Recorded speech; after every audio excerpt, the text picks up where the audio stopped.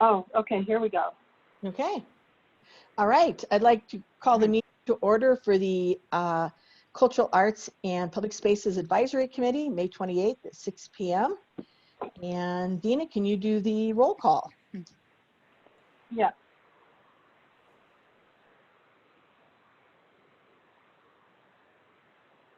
Okay, Terry Whitaker. Here. Debbie Yates. Here. David Weingarten.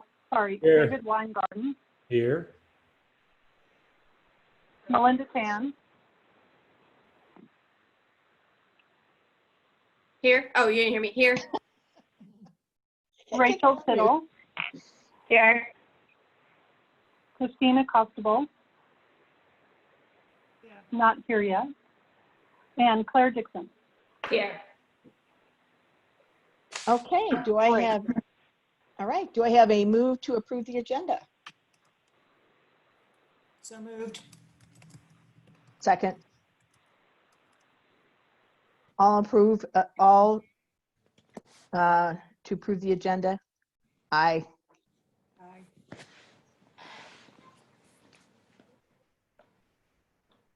Okay. Dina, are we assuming we have no public comment? We have one should- attendee now. Okay. Can you open your panelist list there, Debbie? Mine says participants. Oh, panelists. Yep, Got so- it. Click on participants, and then there's a tab called attendees. Okay, got it. But now Says zero on there's mine. Okay, it did say one a second ago, and now it just says 0. Okay. So go ahead and go wherever you'd like to now. Okay, so we need to worry about that since we have 0 attendees, correct? Right. For public comment. Okay. And I will let you know if I see any more attendees. And I guess at that point you can decide if you want to do public comment again or not. Okay. Sounds like a good plan. All right. Thank you to Dina for all the amazing stuff that she sent over to us. You are all probably looking at that going, whew. But as we go through all this stuff and look at the committees and with COVID-19, we kind of have to adjust things, especially on the work plan side.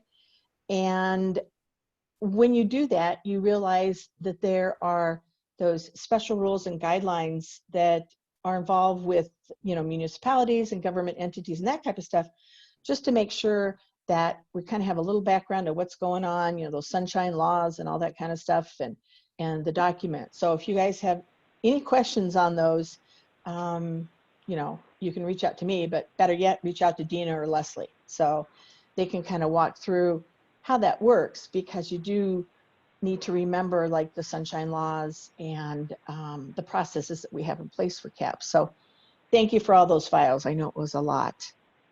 And the only other thing is that if you drove by the roundabout, you saw they're putting in all that amazing landscaping for the triptych today. So Looks great. it does look amazing, doesn't it? Yes, it did. And good use of unusual perennials, which it's going to be fun to see what it looks like, especially even next year. So that is pretty exciting. And when we were going through the agenda, which Claire and I and Dina do as a team, basically, there were a couple things that we knew we had to do to go before the Board of Trustees to not hold everything up with CAPS. One of them, which we're going to get to and discuss, is the recommendation on the main event and how to handle it. And the other item that needs to go to the Board of Trustees, not in a particularly official way, but we just kind of have to talk about the work plan and then update the trustees, what we've been doing and that type of thing. And it's down farther in the agenda so we can discuss and go over kind of what has changed with the COVID-19 stuff. And again, if you have any questions or thoughts or whatever, always be sure to stop us. So, because we have that interesting time constraint of a couple hours or so. All right, so Melinda and Dina and Castle, who wants to take it for the item 5B on the main event update? I don't have any updates, so I'm going to defer to Castle and Dina to tell us what's up. Okay. So I thought for the purpose of just making a smooth transition here into the topic, we should probably start with the first thing, which is discuss your recommendation to the board if you want to cancel or postpone the event, and then go through the rest of the topics for the this agenda, topic 5B, and decide how you want to handle the artist proposals. Sounds So good. any glaring thoughts about canceling or postponing at this point? I think we've already kind of alluded to canceling. I don't think anybody would be really comfortable or potentially not even in good taste to plan it, you know, this far in advance, knowing that other major events are being canceled. So I would vote for canceling. But you mentioned before that we, because Castle has done this amazing job on getting these artists, that we can keep them on retainer or however that works so that we have them going forward, because I almost cried when I saw the presentation. They're so amazing, and it's just so sad that we don't want to lose that. So that would be my vote. Okay, would anyone like to Would we move? look at postponing to another date?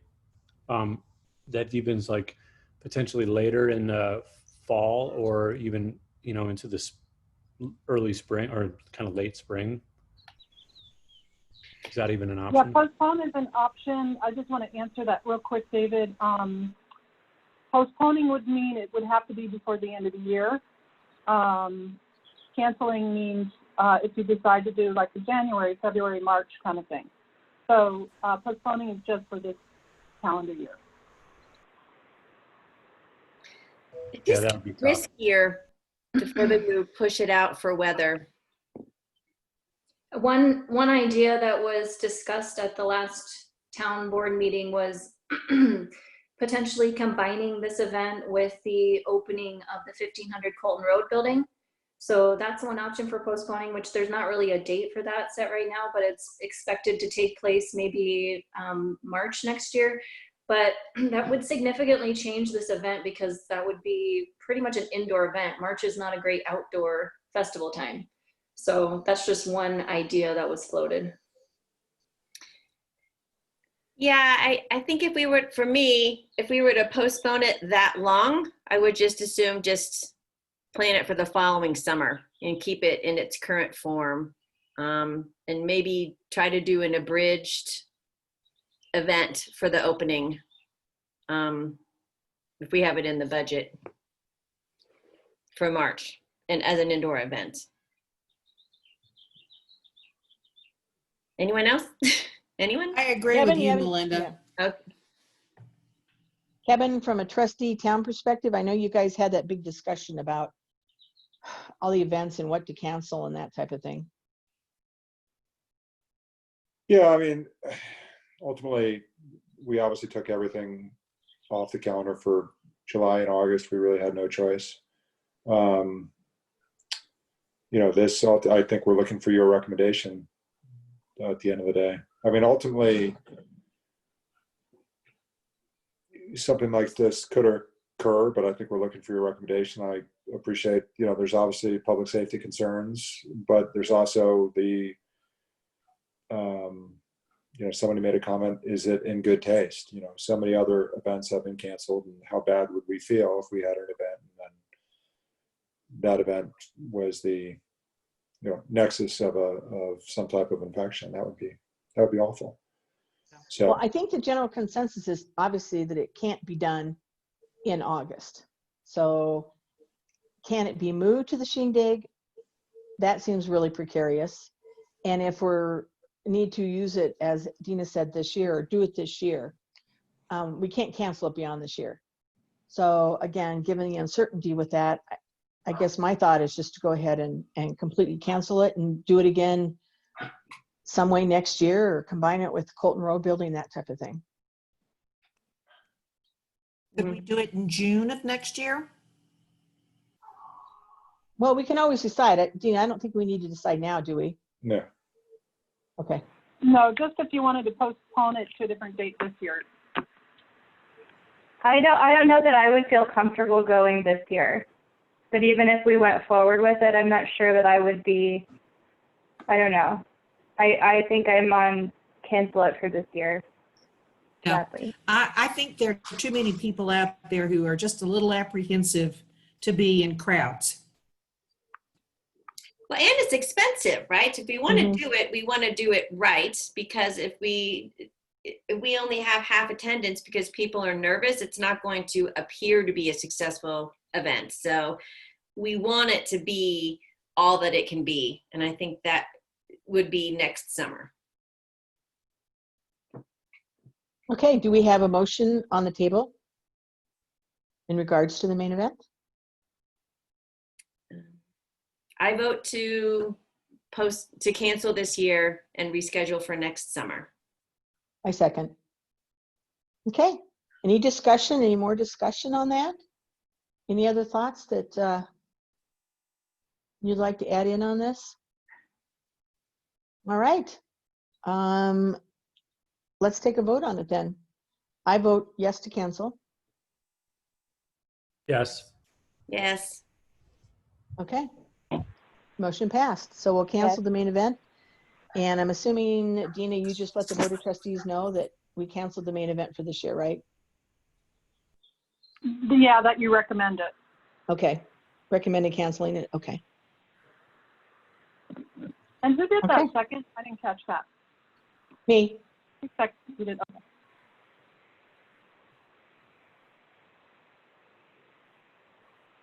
Okay, so that goes back to Dina and Castle and Melinda on the review of the artist proposals and the logos and how we're going to handle all that.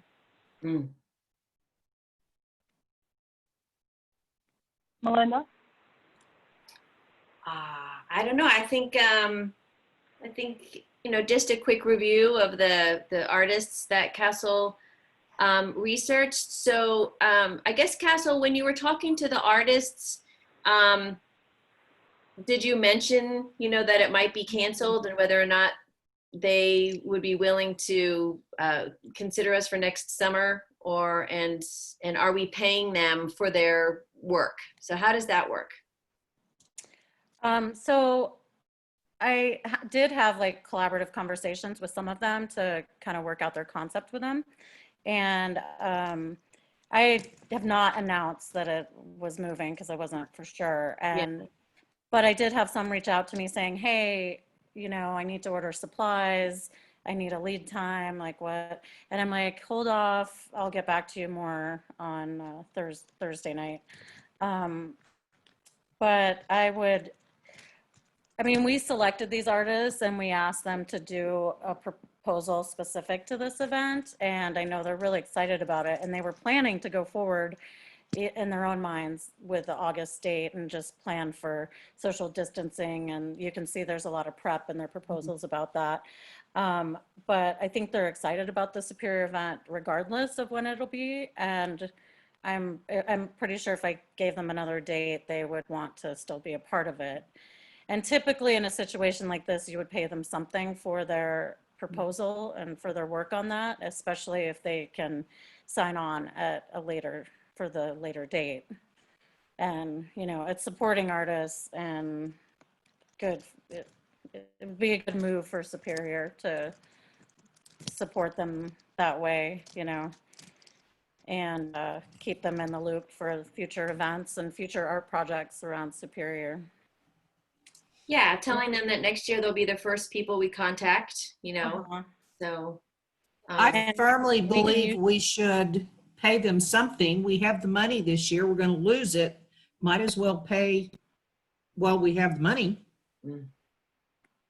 Yeah, it's a good faith, and we did tell them that they were going to get half the payment upon our review of their projects and approval of their projects.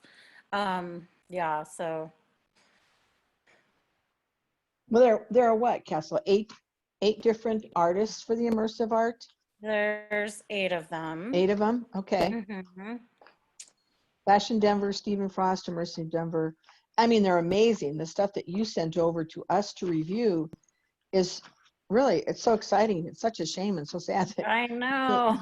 we can't just do all this amazing stuff. I know. Well, you know, when we go through it, we can talk about, there's at least one, I think, that maybe could be done throughout the year. The Debbie Clapper piece that could be, I think we could figure out a way to do that, social distancing style and maybe over a couple weekends or something, and then post it up on the fence that we're talking about. But we can get into that if we go through them. But And that might be maybe something, the- that might be a good teaser in the meantime, like to keep the momentum up. Yeah. Brought to you by Superior CAPS Committee, Superior Spectacular, and kind of keep it on people's minds, and it'd be a public art piece in the city. And Where would you keep in post mind- it? Yeah. Where? Yeah. Dina had a fence in mind, and I don't know if you Yeah. guys had any other. If we're going to get into talking details about the proposals, we should probably get into that. Do you want to go, what's the path forward here? Are we going to talk about the proposals? Yeah, I would think that Yeah, that's I not, mean, I would say, Dina, your thought on, first of all, do we pay them and how much? Second of all, if we know we're going to pay them, do we need to vote on each of these different 8 entities? And what does that do? Does it reserve them? Does it like capture their ideas? And then can we use them like in March if we open up Colton, that type of thing? So Right, exactly. I guess we're kind of looking to you for how that will look and play out. Sure. Well, one option would be to review and select the proposals you like, and then enter into an agreement with the artist to secure the design so they don't use them anywhere else, and plan for using them next year. And should the event get canceled again next year, or shift or change or whatever, we'll have a clause in the contract that we can get out of it. But then the artist would retain the design and be able to use it somewhere else if we decide not to. In that case, I would suggest paying them maybe a 25% retainer, and then pay them the balance when the event takes place.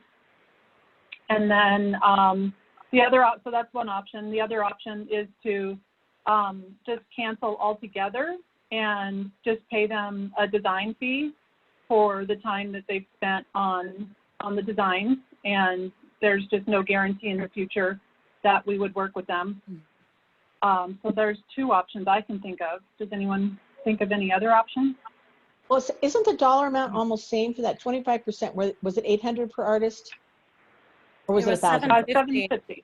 But I should say that, so we told them that they would submit their designs, we would review them, get back with any questions or approval, and then we would issue them 50%. Some of them have already sent me invoices for that 50%.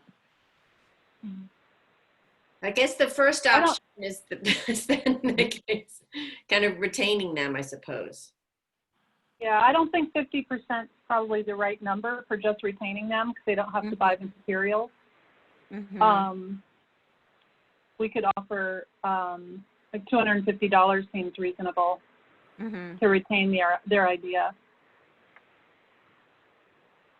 That sounds reasonable, the $250 to retain the ideas. And then do you need to send them actually out a contract or some kind of agreement? Right. Okay, pay them $250. Okay. I think that's fair, because the ones sending me the invoices that's so they can get started. Okay. You know? So I think they will understand that. Yeah, they will. I know they will. Okay. And I think that's fair. the $250, okay. Dina, do we need to vote on that? That would be great. Okay. I move to retain, and do we do this first? The main event committee had actually gone through all these artists. And I believe, and Melinda, you or maybe David or even Rachel would know a little bit more, was there general consensus that we would have, if the main event would have gone ahead, would we have hired all these artists, these 8 artists? Definitely. Do we need to approve the 8 artists first is what I'm asking, and then we vote to send in the $250? That I makes thought we sense? did approve them. I thought so Right. too. Well, We The didn't artists approve were their approved. designs. right, the artists are approved, but the designs are not. So Oh, I think you okay. could go either way. You could just approve the whole lot of them, or you could do it individually. I say let's just do a lot. Yeah.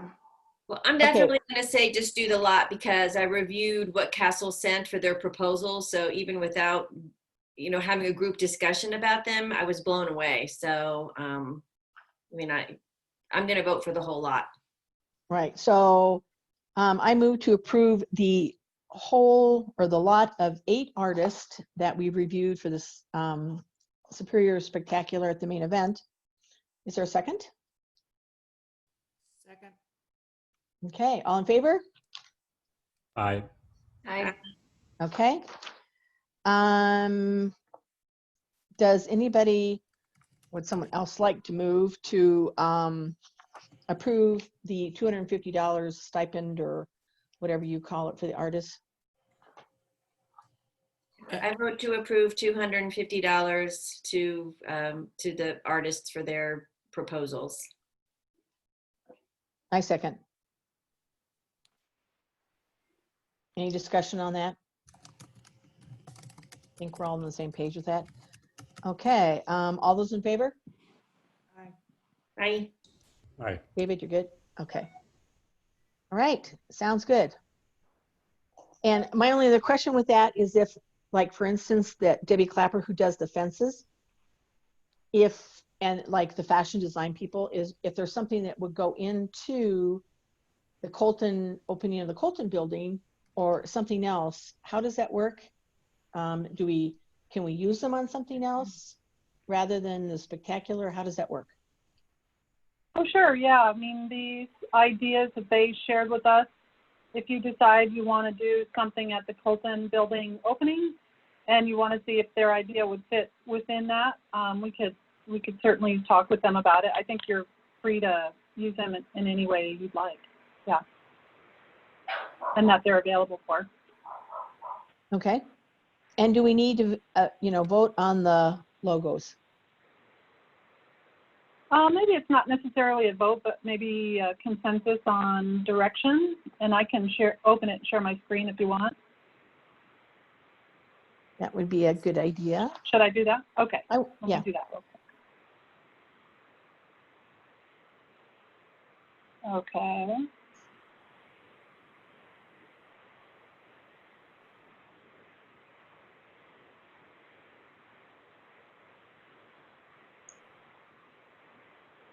Now, where did these logos come from? So I did these, and they're essentially, you can tell, is a takeoff of what we had last year, just with some update. Mhm. It's a little, I've got 2 versions here. They're essentially the same concept, but 2 different versions, and then multiple colorways within each version. And it's just a little more modern slant with the words around it, and trying to keep the main event shadow lettering. And I like number 1 best, I think. we're trying to, my thinking is, and much like last year, trying to get the circus theme in there, assuming we are going to go with the circus again, but I think it also picks up themes of experiential immersive art with all the color. The red one, I would say, leans more towards circus, but trying to make it not too circusy and not too immersive art and combine them as one. Oh, I love number 1. 2 is boring to me, and 3 is very cool, but maybe on the psychedelic side. So I like number Yeah. 1. I think it reads more circusy to me. Mm-hmm. They're still fun. Rachel, I like have 1. ideas? I like 1. That would be my thought too. I'm fine with Any one. other, David? I'm fine with 1 as well. And any thoughts or opinions and discussion on the whole concept of it? Of the three, I prefer the first one. Any thoughts or discussion just really in the way that the graphic art was done on it? Any thoughts? Are you good with that? Yeah, let me just mention real quick. Daryl has reached out to me and said she's fine with us using the same logo as last year and she wouldn't charge anything. So just thought I would mention that. So maybe the practical thing to do, since we know we've canceled the main event, is just to carry the logo options over to another meeting. So we can review them all and maybe think about it a little bit more. Mhm. I don't think we need to vote or come to an agreement. Is that true, Dina? Oh, she wanted a consensus. Yeah, I wouldn't say this is the kind of thing that needs to be voted on necessarily, but it is up to you all, how you handle it. Okay. Thoughts, team? Do you want to put it on the table for June? I Yeah, don't let's do know. Sure. I mean, I think we all agreed that we love number one. So Right. Yeah, I'd go with number one. yeah, I like number one. I mean, unless something super changes in the future, like we don't get the circus, I think we should just vote for number one and Just leave it with these three options. Okay. okay. And I think if you don't have the circus, I think it still works. Yeah, totally. I think it embodies exactly what we're doing. So I just think we should go with number one and just start marketing it, kind of, with that logo. Yeah, well, I can, and once we have, if that's the choice, I can show you what that would look like on like Facebook headers and, Yeah. kind of what layouts would look like with it. Oh, that's a good idea. Because Yeah. sometimes you look at the logo and if you're on Facebook Yeah, and different how types of social media, it looks just strange. So, Mm-hmm. Right. okay, I think that sounds like a good plan. Okay, moving on to 5C, bus shelter, public art. Claire, you want to take over on that? Well, sure. The biggest update on that is that we got the 2 remaining designs. So I think all we need to do is look at those and provide our comments on those and decide if we like them. I'm assuming you're pulling them up, Dina? Yes, which one do you want me to start with? Well, let's just start at the top, I guess, with Lauren. The updated design, she incorporated some of our feedback. So she kind of changed the font there. But I still think it looks fabulous. It sure does. Just amazing. It's Cool. amazing. And I think we and already by the did- way, I'm sorry to interrupt. Castle, thank you for joining us. yes. You're welcome to stay or go. Oh, okay, there's no I more just thought for of me? that. Yeah, you're welcome to stay or Okay. get on with it. Okay. Thank you, yeah. Castle. Thank you. Castle, So extend well our done. thanks to all of the artists and tell them that Yes. we're totally impressed and that we look forward to working with them in the future. So Yeah, will do for sure. Awesome. Okay, thanks you guys. bye. Castle. Okay, bye. Very cool, by the way. Awesome. I Yeah. love it. Yeah. Okay, bye. Castle's little voice going, oh, I like these. Yeah, I love it. Okay. Bye. So I think we already voted on these ones, so that's Yeah, just, so she just updated the font. That's good. yeah, just updated that font. That was a little funky. It's great. And I haven't seen the Wallens one yet. My link didn't go through. Yeah, mine didn't either, oddly. Yeah. Oh, I think I did see this one. What It's I really wanted helpful to having mention the map, by here the is way. I made a mistake when I assigned them their theme. I gave them each the right location. So Joyce is number 2 across from Town Hall. And that was on purpose because her other bus shelter is number 3. So we didn't want her to have 3 and 4 across from each other. Yeah. But what I accidentally mixed up the theme. So Joyce's theme is Mind Camp now. And so Mind Camp theme is assigned to bus shelter 2. And then Michelle's theme is now Kite Route, and that will be at Bus Shelter 4. I think that works fine. I don't, because the mine camp is down in Old Town anyway, so I don't see a problem with that. Yeah, I agree. Okay, and then let me go to the next page. We can take a minute and give you a chance to read this since you couldn't open it earlier, if you'd like.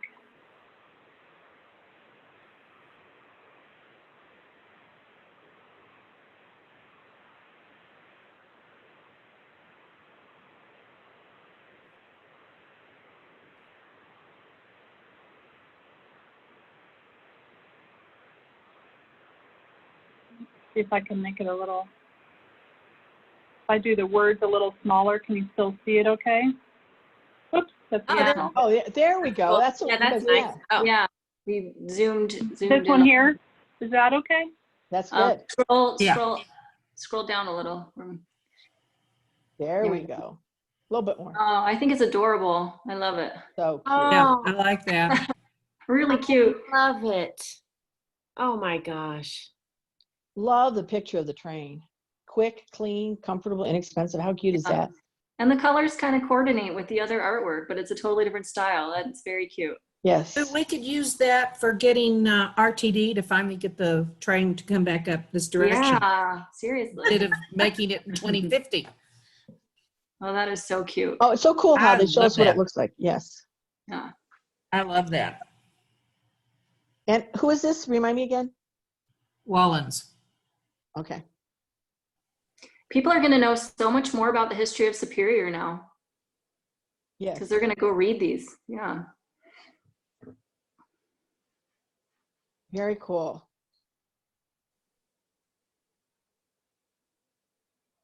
Okay, so do we need to vote to approve this design? Yeah. Okay, so I'll make a motion to approve this bus design for Michelle Wallens. I'll second. All in favor? Can't Aye. see everybody, but I know what Yes. happened to. Hope it's not me. I hear Raise you, your but I don't hand see if you. you, how about everyone raise your hand if you vote yes? I can't see you. I vote yes. But Anyone opposed? Okay. Everybody's got their hand up. okay, so that was Michelle Wallens. We approved that. Okay. And we updated Lauren Gombas. and there's one more. Joyce Turley. Okay. And so she did the mine camp. This one I was kind of confused because the design doesn't look finished.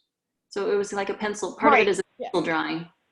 Right. it supposed to be that way? Designs are, yeah, her designs are really elaborate. So she doesn't, you know, it takes a long time to finalize her designs. Uh-huh. Let me show you her, I'll just give you an example. I'm going to show you her updated. Question, is I'm gonna show you everybody else her- tuned in? Or am I still black? Am I the only one who has a black screen? Oh, you know what? That happened to last time, Debbie. I'm sorry, I'm what? going to stop sharing my screen and then I'm going to share Oh, it again because that happened voila. to you last time. Thank Debbie. you. Hold on one second. I'm going to Oh, open up. Christine is there too. Oh, yay. Yay. One second. I'm going to open up Joyce's updated mock-up. Where did that go? Just so you know, 25 cents in 1920 was $3.20. So it's in today's value. So it was a very cheap train ride. Hmm. Thank you, Google.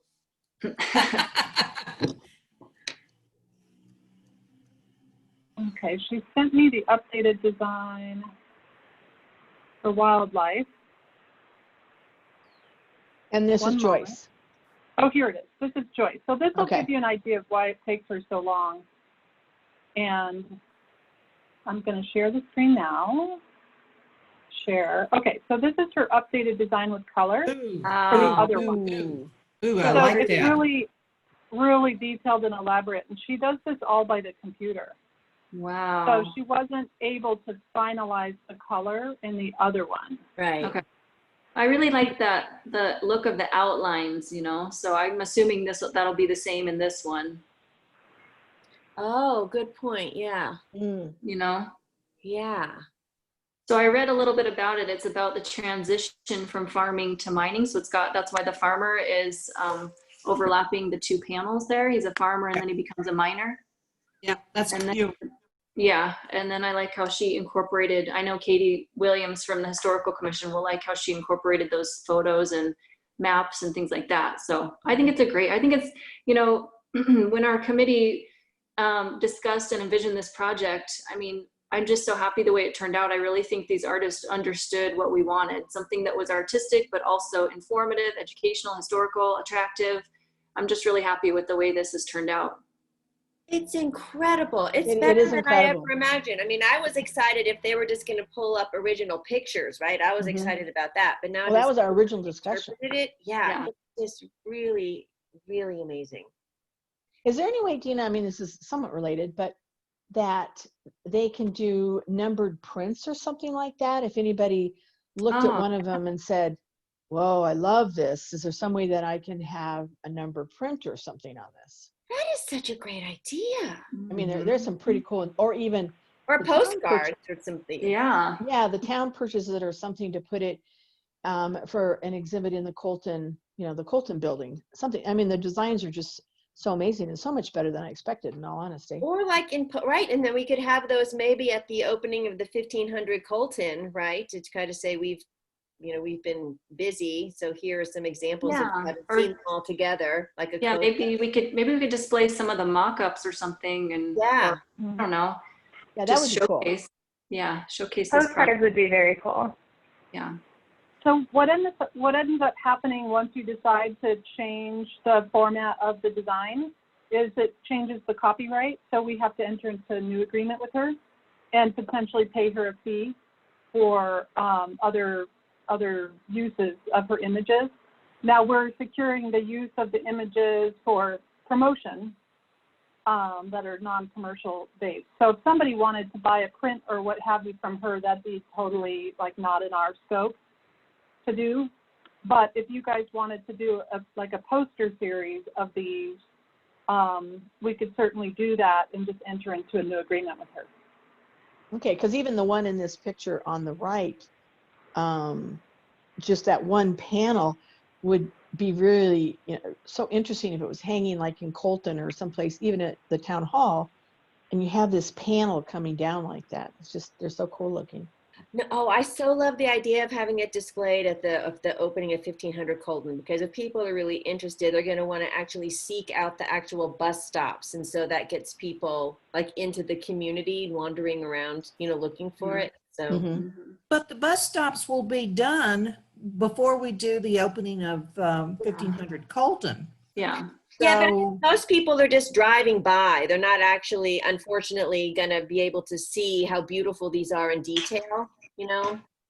but I would think based upon whatever type of PR we do, that people would have, or at least not everybody, but a good number of people would actually go around and look for these. Don't you think? Yeah, I hope so. Yeah, I hope so. And at that time, we'll have a lot of other things accomplished too. We'll have prairie dogs too. So maybe we just want to put together some kind of display of things that CAPS has done. I don't know. And maybe combine both of those. Yeah. So Well, even my- the wildlife, the outdoor one, I mean, they're all just amazing. So my suggestion, guys, I agree. The art has come out better than originally envisioned. And I think it's a great suggestion, whether or not it's numbered prints or something else. I wouldn't hold up the good work that Dean is doing for the agreements with the artists to try to get additional copyright. I think, Dina, if you just signal to the artists that they have exceeded our expectation, and we might want to have this not just for bus shelters, but potentially somewhere else, which might include town hall or new community building at 1500 Colton, or frankly, just if you would agree to some private prints for sale, all to be discussed later. Let's proceed with appropriate speed on the bus art, for the bus shelter art. But I agree. I mean, I'm flabbergasted. Something like this in, you know, my house or my office I'm sitting in or my basement, I would love and pay. And if that meant that the artist was supported and some percent of that went to some local superior thing that supported the arts, also great. But I wouldn't muddy that with what you guys are trying to do right now. Yeah, we want to get up and running. Yeah, Yeah. let's get these printed. Yeah, exactly. Dina, are the first 4 that we agreed on, are they at that printer person or whoever the printing wrap person? What's the time frame on this? They're still signing their agreements. Actually, Joyce here has requested some additional changes to the agreement, so I'm working on that with the attorney. Michelle signed her agreement, and then Lauren should be signing any second now. So I think it'll be a matter of just a couple weeks once the printer gets the final file. Great. And then he can just do it. They can just do it. Okay. Yeah. So would they could potentially be installed by the end of June? Yeah, for sure. Okay, good. Okay. Well, that's exciting. Okay, Yeah. so I do think we still need to vote on that last design. So I'll make a motion to approve the Joyce Turley design on the industrial. Second. Okay, all in favor? Second. Me? Terry.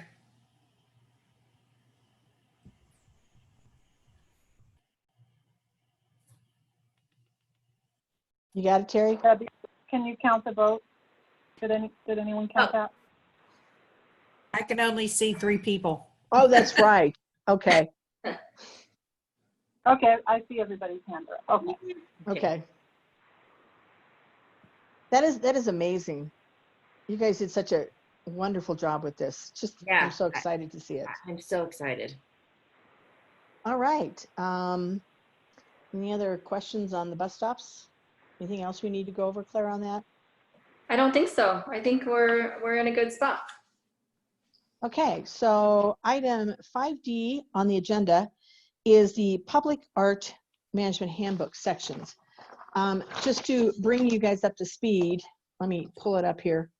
So last fall, we met probably at least, 3 times, 4 times to discuss the handbook. And basically now that we're, especially now that you're doing the temporary art and you're starting the trailhead and all this kind of stuff is really starting to happen, we need to approve the subcommittee that worked on this art management handbook. We met together and went through everything. And we agreed on how it was formed and written and all this kind of stuff. But it was supposed to come to a general vote, I believe, in February. And February was, kind of a crazy stacked meeting. Of course, we didn't meet in March, and last month was crazy. So we really do need to go ahead and vote to, review and vote to approve the Public Art Management Handbook. Because anything that happens, even like with the prairie dogs and stuff, conceptually want some way that if a resident comes back to us and says, oh, how did you make this decision? What guidelines did you use? All this kind of stuff. We have this, public art handbook that we can refer them to, and this guides everything we do. And the important pages on this, by the way, are sections 5 and section 6 for right now. And I think it goes pages 5 to 12 in the handbook. So if you had a chance to look at it at all, what thoughts, questions, opinions do you have on it? I thought it was good. I mean, I think the main question that has come up is, do we want to expand the scope of this handbook to include artists and designers? Right now, it has a very narrow focus on artists, and it specifically defines what an artist is, who constitutes an artist. And so the suggestion has been made that we kind of broaden the scope to include designers as well as artists. Well, and the other, and along with that, by the way, is even the working title of it. And you know, and this is kind of a ongoing philosophical discussion in a way, but when we talked about it, it kind of may have made practical sense to look at it as a public art and design management handbook. Now, I think that it's general in many ways, because where we were running kind of into this was on the trailhead. And is it trailhead art or is it a trailhead design type of thing? And what flexibility do we have, or any, in terms of those guidelines of being truly art? And so the thought was to kind of open it up a little bit. Claire, do you have any other thoughts? And Melinda, you were Yeah. Melinda and Rachel, you were on that team that went through the handbook. Yeah, I can just provide a little more context. If you were on the committee a year ago or more than that, the OSAC committee had invited our committee to give suggestions for just broad suggestions, really. It wasn't suggestions for art, but any suggestions. And they made this request of all the committees just to give feedback and input on what should go at the new Urban Roche trailhead. So we looked at a lot of ideas and we narrowed them down to a few kinds of ideas. I think when I sent the email a couple weeks ago asking for members to be on this subcommittee, I attached the document that we had ended up with at that time, which, if you had a chance to look at it, has basically two different ideas on it, kind of a simple picture frame looking thing. And then it also has a bigger kind of arch thing that we all really liked. So the issue with that is that it's not necessarily art. So the question arose, is that the kind of thing that we want to do, be involved in as a committee? I personally don't see a problem with that. I don't see a problem with supporting artists and designers. I don't think we ever stated that we wouldn't support designers. And I think we're not just an arts committee, we're arts and placemaking. And so I don't see a problem with it, but it's something that we need to open up and get some feedback on. So I guess I don't know the difference then between an artist and a designer. The difference that I see in my mind, which I think may cause problems, is if we as the committee actually design the art, because that wouldn't be fair, right? That's No, I don't think any of us would be eligible. right. So that's why I don't really understand the difference between artists and designers. You know, so I understand that we got into some murky water when we actually designed the prairie dogs, which we weren't supposed to do. We were supposed to. Right. So someone describe, you know, help me making that distinction. Yeah. I don't know. Dina might be able to help a little more, but I think the idea was, if you're hiring, so for like this arch structure that we liked, we might not need to hire an artist to build that. It might be maybe a sign maker, or I don't know, any different kind of crafts person. To design it. Does that make sense? Mm-hmm. So you wouldn't need to put out an RFP for artists. It'd be kind of a different pathway for that. Oh, I remember the problem being in trying to kind of narrow the scope so that architects building spaces didn't consider themselves artists. Is that it? Because we don't want just, oh, okay. Yeah. That's probably part of it. Yeah.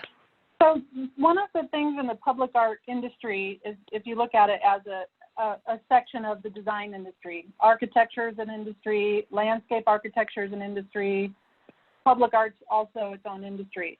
So some of the standard things that have come about in that particular industry is that it's been very specific to identify artists as the eligible applicants for public art projects, because if that is not happening, then architects who have these big company engines behind them, mostly, unless you're a at-home architect, you work by yourself, but most architecture firms want to get their hands on the public art budget as well. So in the public art industry, whenever there's a project, it's just standard to do public art artist qualifications so that architects don't get all the projects, because they would. They have the portfolios, they have the companies behind them, they have the staff behind them to get all these public art projects that are out there.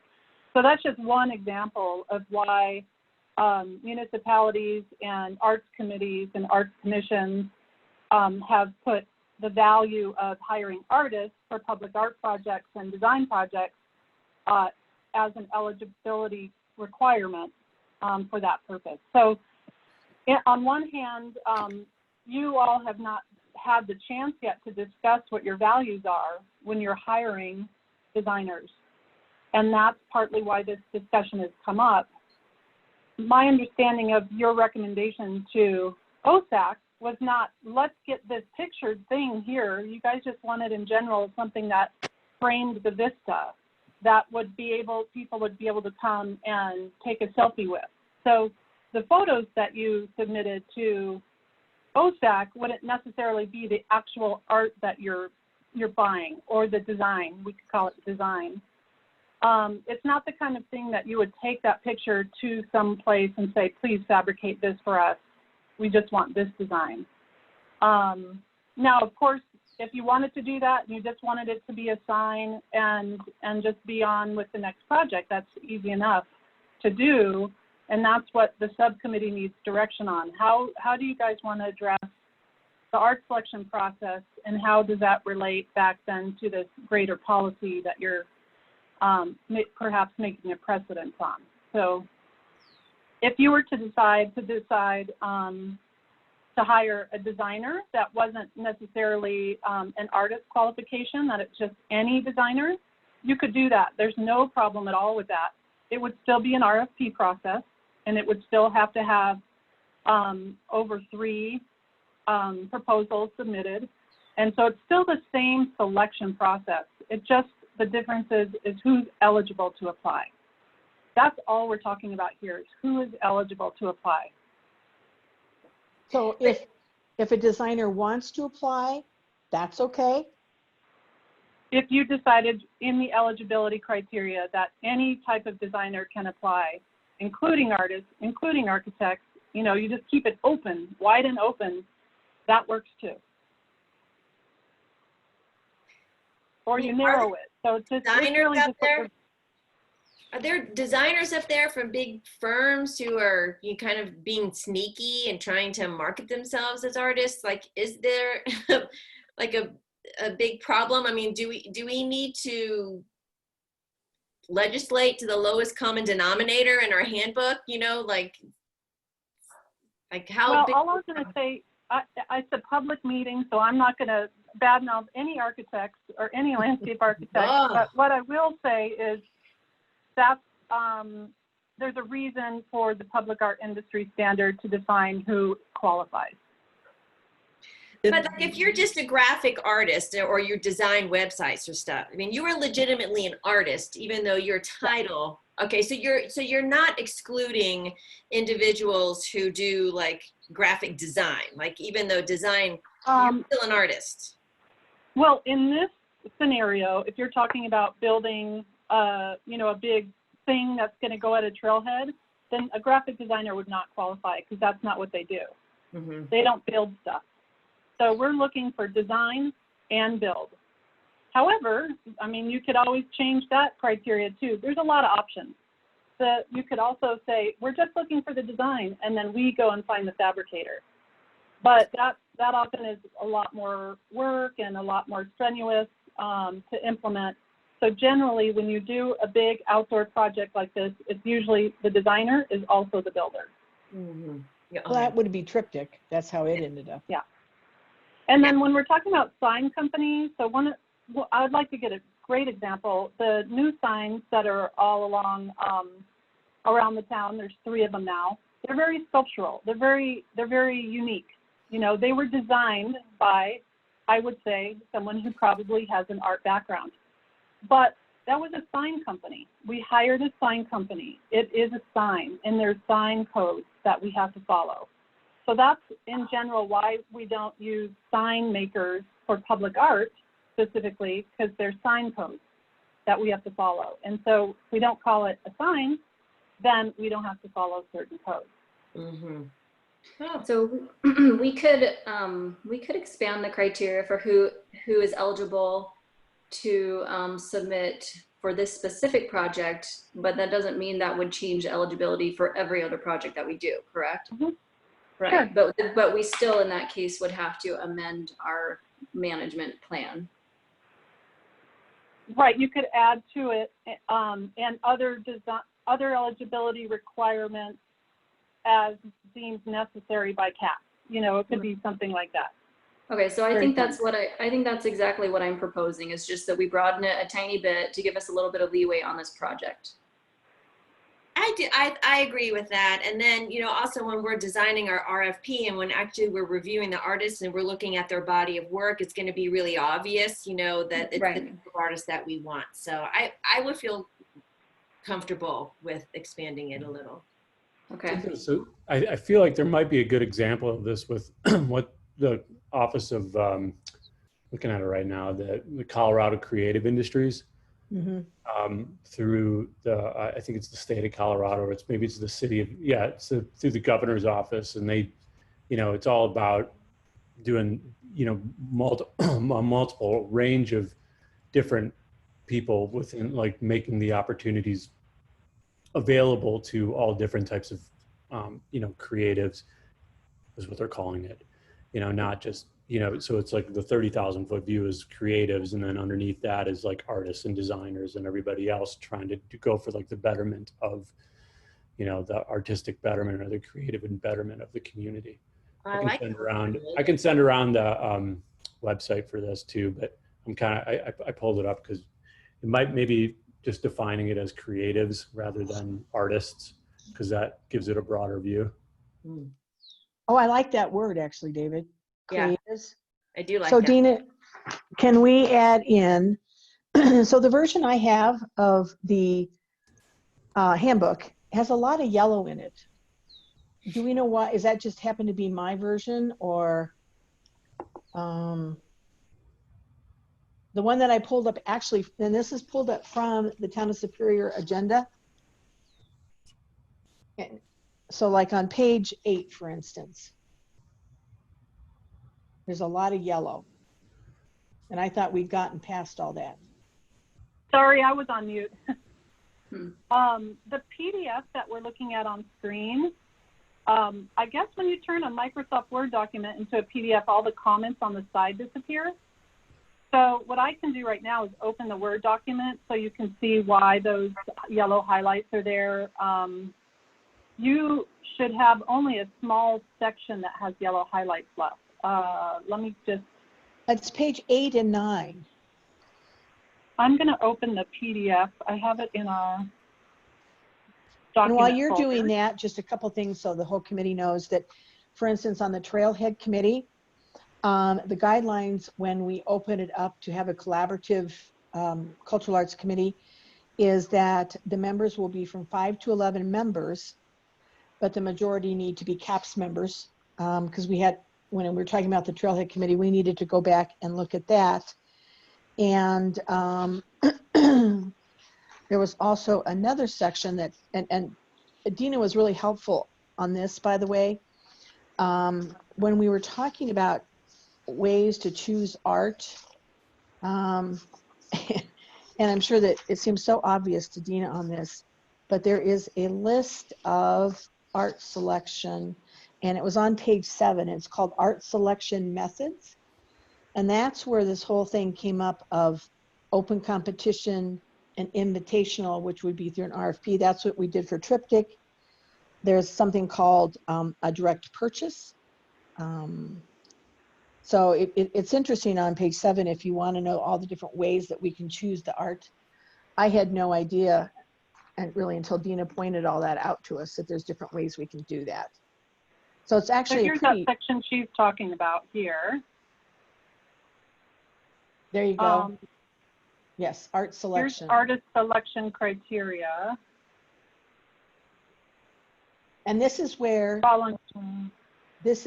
Claire is going to start in term, all these things are now starting to be connected with the Ormond Roche Trailhead.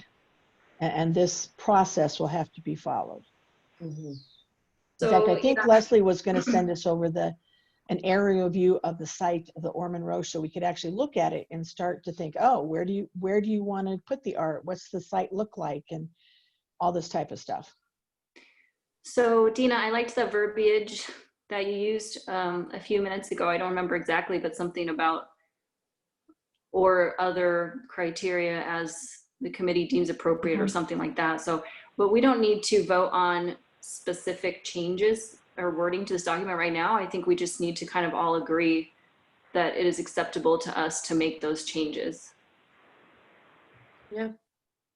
So if anybody, so I guess I'll just propose that we make those changes to allow flexibility for other types of creatives for projects as we see fit.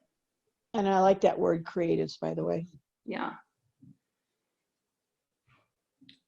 And do we need to change the working title of it, or are we good keeping it the way it is if we just change that Yeah.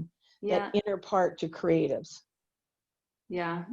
I don't think the title needs to change in that case. Okay.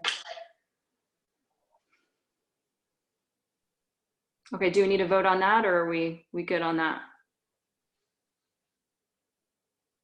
It sounds like there's consensus, so there may not necessarily be a vote for Okay. that. Like what we could do is maybe consensus for the content, and then, you know, a vote on the whole document or section by section. Like tonight, we're just talking about sections 5 and 6.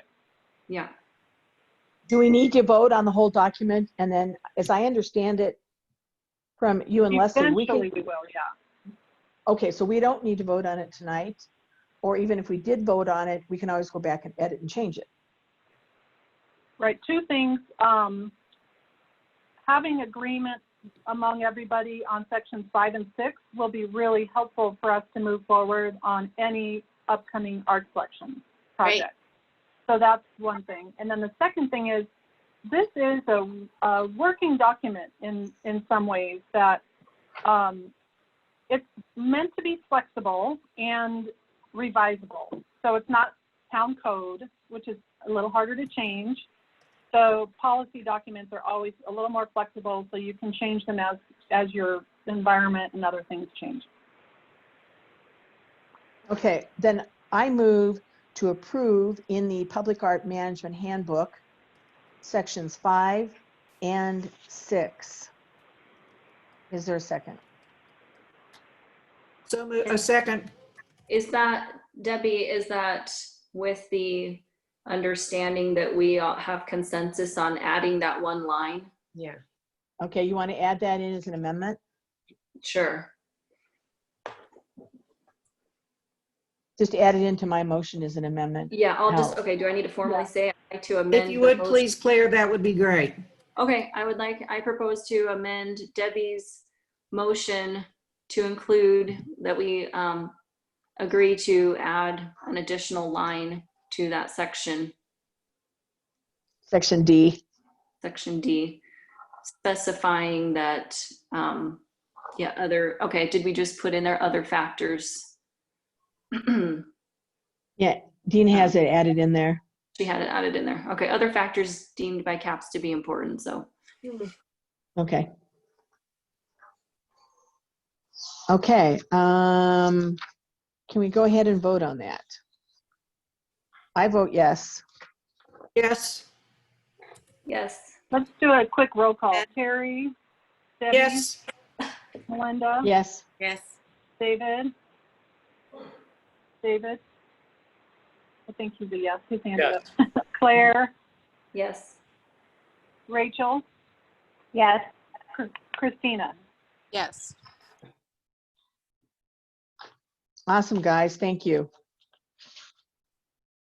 And yeah, Dina's correct in that I would like to see that now that we voted on it, at least now Claire can get started on what she needs to do for the trailhead.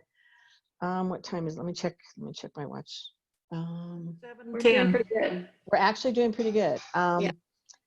Dina just let me know that we do have someone that tapped in for public comment. I'm okay with having them take 5 minutes for public comment. Is everybody else okay with that? Sure. Sure. And then we'll hold on go one on moment. to the other committees. It's a good place to break, that- actually. That, the attendee is gone. Oh, Oh, So 0 attendees now. Oh. okay. okay. Well, I if I can see it the way it is, I think that Dina, the attendee may be kind of almost like coming in and out. I have no idea why. Hold on a second here. Okay.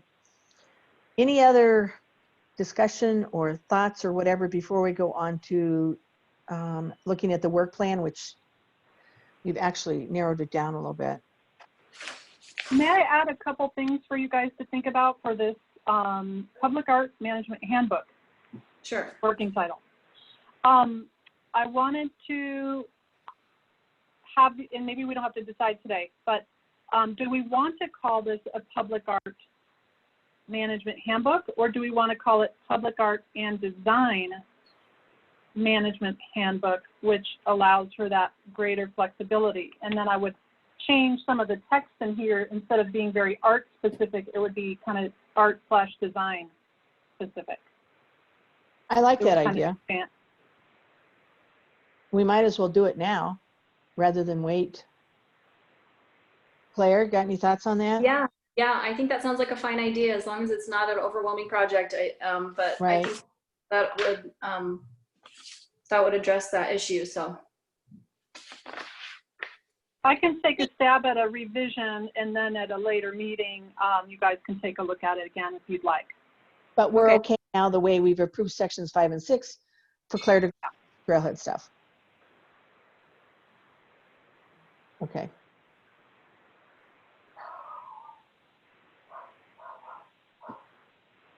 Are we good with that then? Mm-hmm.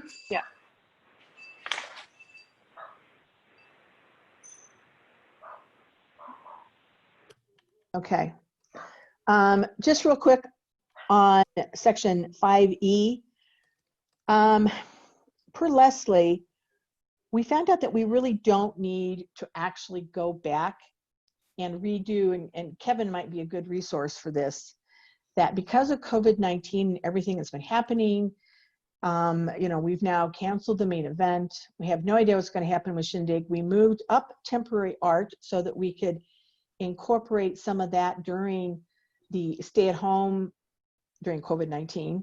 And we've also, given that we had that gap, moved up, well, not even really, I think, Claire, that was second quarter in the work plan to get the Ormond North Trailhead started.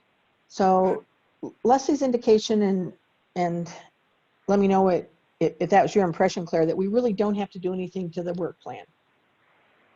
It just, Yeah.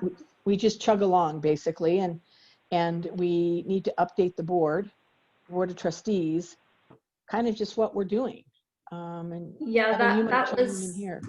my sense, that we don't really we don't have to do anything formal to update our work plan, but it's still an important discussion to have as a group, to talk about what changes we might want to make, given the fact that we lost a month, and we're canceling certain things. And the other big change to the plan was that we've decided to start working on that temporary art exhibitions earlier than originally planned. So what Leslie's suggestion was just not an official document, but just to kind of create a progress report just for our own knowledge of where we are. So that's what I sent out, and I'm sorry, I created it from our past work plan. That's why it says work plan on the top, but it's really not supposed to be that. It's just our informal progress report showing the changes that that we'd like to make. So one of those, of course, was to cancel the main event, which we anticipated. We'll talk about the Shindig and decide what we want to do for that. We had also had on our original work plan to do block parties, and that's also, of course, not going to be something that will work this year. So it's taking those things out, reprioritizing the temporary art exhibits, which I think still works really well and is going to be, can really be a signature contribution that we make to the community this year. So we'll really reprioritize that one. And then we still have so much going on. We've got the bus shelters, the prairie dogs, the trailhead, the temporary art exhibits, and we do really want to get in and get started on that 1500 Colton Road project so that they don't forget about us and they don't forget about putting some art in there. So my suggestion, my only other suggestion was that we postpone starting to work on the art and mobility path until next year, because I just feel like with all of those projects, we have plenty to do this year. So those were our suggestions, but we're opening that up for a discussion. And my only thought was, and the clarification on the art and mobility path, it was sort of not particularly time intensive, but we just start reaching out to PROSAC and OSAC. You know, it may even involve one meeting. And Dina, I don't know, because that in the budget it's 15,000 for that this year. Does that fall in a use it or lose it category, or how does that work? It does. It does. So the money is use it or lose it, but you don't have to use it on a specific project. We could redirect the money. I think the opportunity to redirect the money is there for anything, even with the main event budget, within some reason. I think Leslie will be our kind of guide on that. I don't think it has to go to the board. Leslie, if you're available to maybe comment on that. Sure. I haven't fallen asleep yet. No, I'm kidding. I think that the town is very supportive of all the work that CAPS is doing and excited about you know, the progress and the ideas, and I think you all are excited about them too. Having said that, if we do cancel things, if there is an opportunity to have some budget savings, I think that's not a bad thing.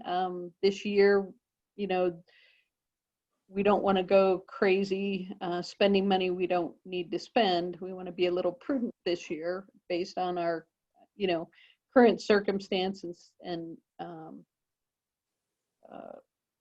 not knowing exactly what tomorrow is going to bring. But I think it's very reasonable to say, you know, we had a savings of $20,000 or $25,000 on this because we had to cancel this event. You know, we'd like to reinvest it in this kind of public art that will really have a positive impact on the community right now.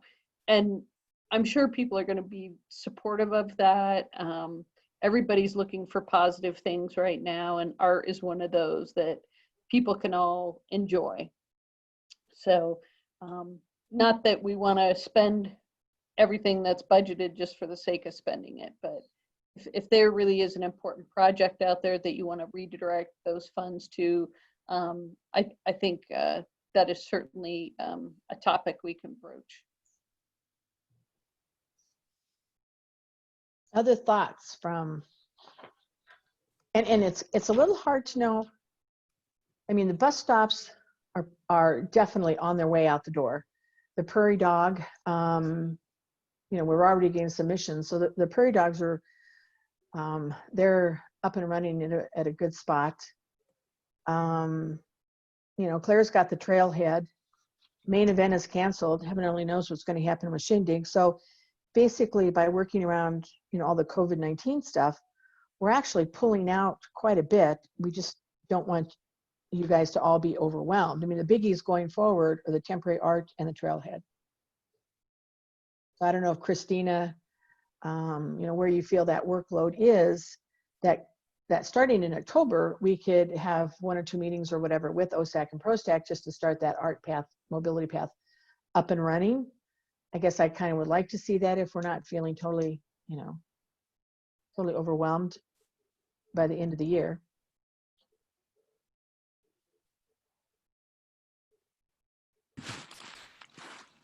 Do you want me to talk about the temporary art or more? Let's get any other thoughts on the work plan, any other priorities or things that you see, we don't have to officially change it. Claire's put together this very cool progress report checklist to kind of keep us on task and to make sure that, oh yeah, we actually finished the bus stops, for instance, and they're all wrapped and ready to go. That was just kind of the idea, to keep us on task, basically. Would it be possible to prioritize like a piece of the art path? Because I know we discussed certain things that we know we eventually would like to do, like lighting under the bridge, and some things that, especially now when people are out and walking around, that would be really helpful if we get to summer. If there's, I mean, I don't know what that would even look like, but there are certain things we know we would like to do. Would those be possible just to get something started on that, or is that too much? Well, I mean, as I just mentioned, I think that unless for some reason we feel incredibly overwhelmed, that ProStack, for instance, has already done a lot of that work on finding where they would like paths and that type of thing. It might be as simple as getting the group together in October on a nice day with ProStack and just walk those different paths and seeing, okay, this is, you know, priority number one. We like it, you know, we'd like to see from, I don't know, the Safeway Plaza down to the town square. We might want town square over to Superior Marketplace or something. I don't think it needs to be a lot of work, but I think it might be helpful just to get it started a little bit. But we can always change that too. It's not written in stone at all. We can move it to the next year if it's overwhelming. Okay. I didn't have a chance to review the master plan, sorry, but when was hiring the consultant to help with the art path this year or next year? That was for this year, and it's for a very specific task. It's for the public outreach. Oh, okay. So one of the suggestions would be for the group to convene just an initial meeting with project partners, so we can go over the scope of what it means to have an art path and to see examples of what other cities are doing, and try to get on the same page about really the definition and maybe any kind of public outreach you might want to do. That could be one easy step we do this year that doesn't take very much energy or time. And someone else is actually doing it. No, I would facilitate that. So if you see, right, but it's not the CAPS members that are having to do that. Well, yeah, I mean, CAPS and your project partners right. would be in that initial meeting, so you can all together get on the same page about what it might mean to have an art path in Superior, and see examples of other art trails, art paths around the country. So that's one first step you could do. Like I said, easy enough. It wouldn't take too much time. The consultant recommendation is for specifically public outreach. And so that would be like a 3-month process to do public outreach in a certain method. And that's what that budget would be for. Okay, so it sounds like maybe we want to put it back on the list.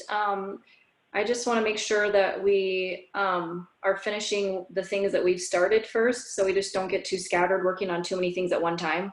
So maybe put that into 3rd or 4th quarter.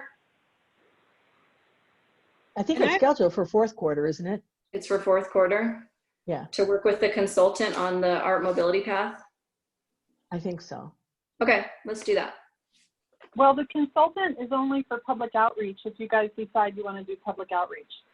So there was mention in previous discussions about the art path that you guys may not want to do public outreach because people are overexhausted with public outreach. So that is a discussion to have with the group to see if you want to do public outreach and what does that mean, and is a consultant needed. So what were you saying earlier about just meeting with someone to talk about what art paths look like and other art paths that have been created and things like that?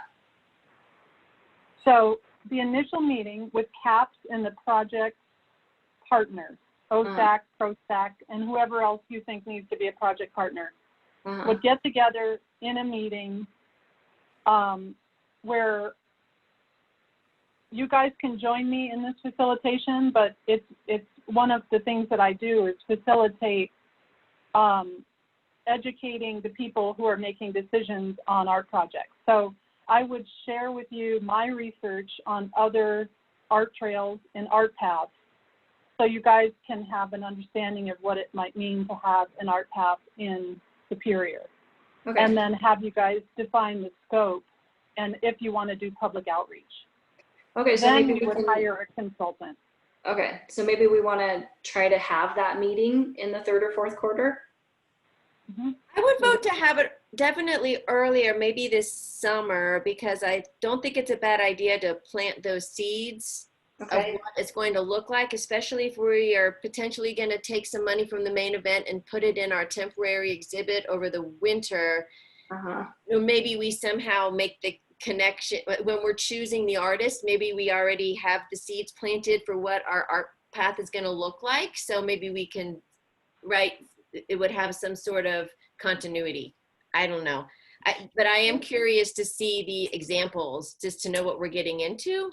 I think that makes sense Sure. in regards to also, I mean, touching on the long-term temporary art project, right? The bigger one that we were thinking about doing, wouldn't that be connected, or is that completely separate entity?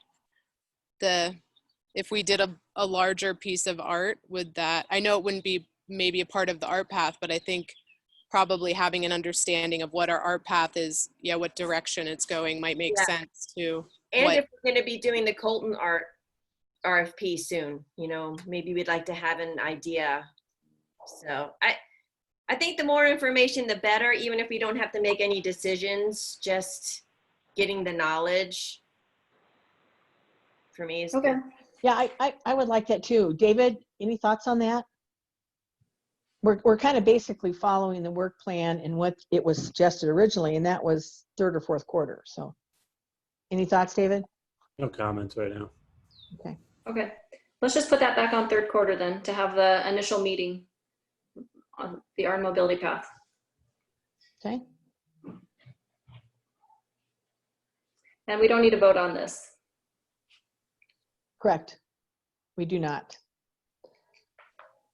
Okay.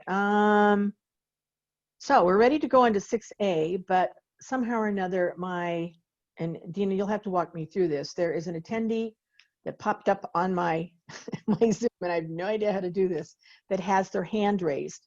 Do I click on the hand, or do you click on the hand? So what you would do is you would recognize whoever might want to speak for public comment if you've decided you're extending public comment. So we would start public comment now, and then you would call their name, and I would unmute them. Okay, and their public comment time is 5 minutes. Right. I'm okay with that. I think we're doing pretty well time-wise. 7:25. So can you see the attendees? You have to click on your Oh, I do. I see two. I see three. Well, two Marcia and one Sean Samuelson. And Marcia's hand is raised. So do I click on that and recognize her?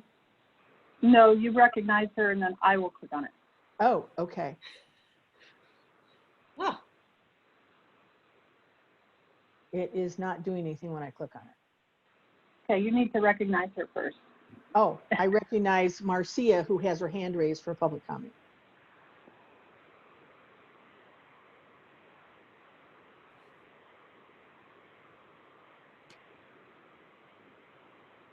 She should be able to talk now. Marcia?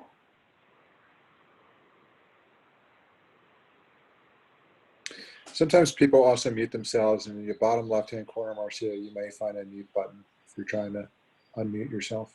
Right, one is, yeah. Hello, can you hear me now? Yes, we can. Yeah. Oh, outstanding.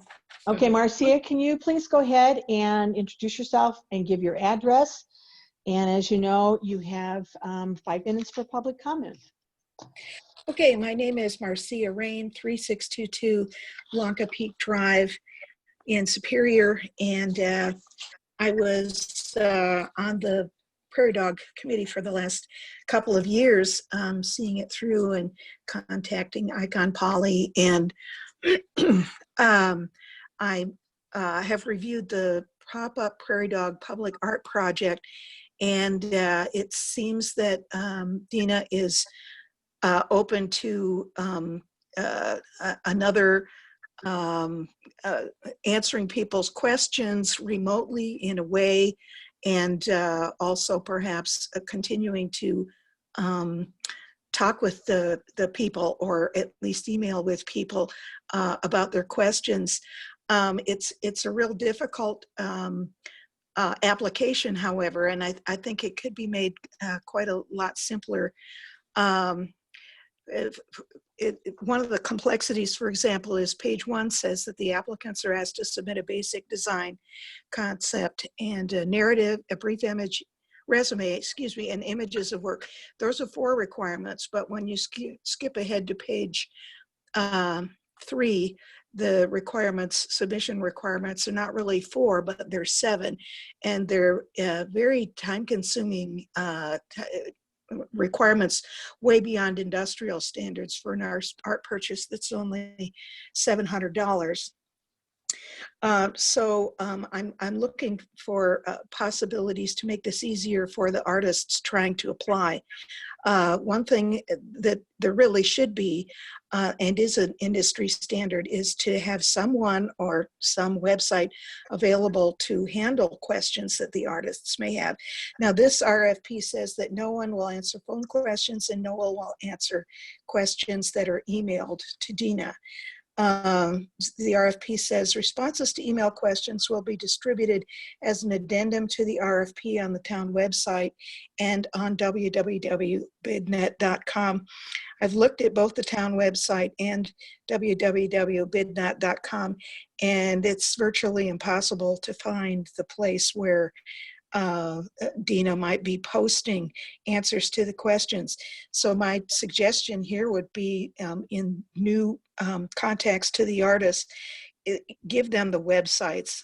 For instance, the website for Superior would be www.superiorcolorado.gov, and then you need to go to the search bar and put in the letters RFP. So if that's where Dina is going to be answering people's emailed questions, then that would be good to communicate to people that that's where they can go, is that website I just mentioned. www.bidnet.com lists thousands of RFPs across the country in no particular order and no particular state and no particular date, so that's really not helpful. I want to mention 2 details that were voted on and passed by the Prairie Dog Committee previously, and they have been left off the RFP, and I believe, be added to make it easier for people to apply to this. One is that we stipulated there should be no realistic renderings of the live animal of a prairie dog. The terminology was renderings of the live animal are discouraged. We had long discussions about how frightening a 4-foot-tall, realistically painted prairie dog would be. So that's the reason for that statement. And so artists out there who are thinking, oh, I can paint realistically on a sculpture, are going to go to a lot of trouble for nothing, because that's not something that we were interested in. A second thing that would be a very valuable tool for inclusion on future information to the artists about the prairie dog subject or project is a couple of websites that they can look at that we were fond of and showed fiberglass figures that were already painted in a number of cities or added to, or sculptural pieces were added onto them. And if these 2 websites can be listed as an alternative, or I should say an example of the project, I think that would be really helpful to people trying to make the decision about whether they can actually handle this project or not, because it is very unusual. It could be attractive to painters, and it could also be attractive to sculptors. But the painter is going to come home with a 4-foot-tall sculpture and realize they've never they painted on flat surfaces, but they never painted on a sculpture. So they need a little help with that. And then the sculptors see a blank prairie dog and they think I'm a sculptor, and that's great. And then so I'll apply, but then when they get the actual prairie dog, the sculpture is finished. It's up to them to add colors or fabrics or techniques of some sort. And that's a little bit out of the wheelhouse of a sculptor. So it's important, I think, to mention two websites in the future information to the applicants where they can go to get inspired about how what kind of treatment we're looking for these prairie dogs. So one of the websites that we previously decided was a good resource for artists. Marcia, you're now at 6 minutes. Do you have something you kind of want to wrap up or even possibly email to us? That would be awesome. This is the end, okay? Oh, okay. So here's the two websites. So maybe Dina could take this down and offer these as resources to the applicants. www.cowparade, that's COWPARADE.com. And here is the other website, which is also a bunch of painted and treatments on fiberglass. So this other website is 365cincinnati.com, and then there's a slash. So I'm going to read the whole thing. 365CINCINNATI.com/big-pig-gig. All right. And thank you, Marcia. Maybe that's all I have to share. Email those over to the CAPS committee. It's caps@superiorcolorado.gov. So that would be awesome. So thank you for your public comments.